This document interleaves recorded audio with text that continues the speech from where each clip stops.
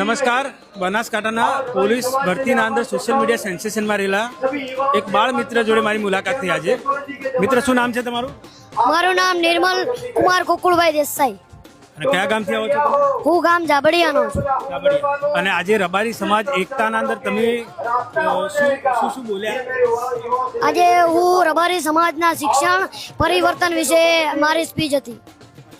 અને એના અંદર રબારી સમાજના ભવિષ્યના નિર્માણ માટે તમારે શું કહેવું છે?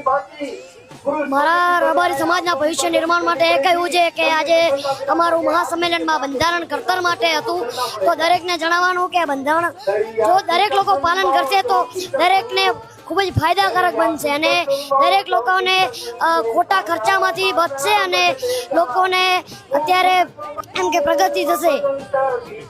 અને તમારો એક જૂનો ડાયલોગ હતો, એક ફેમસ પોલીસ વાળો ભરતી માટેનો, તો એ એક વખત બોલી દો.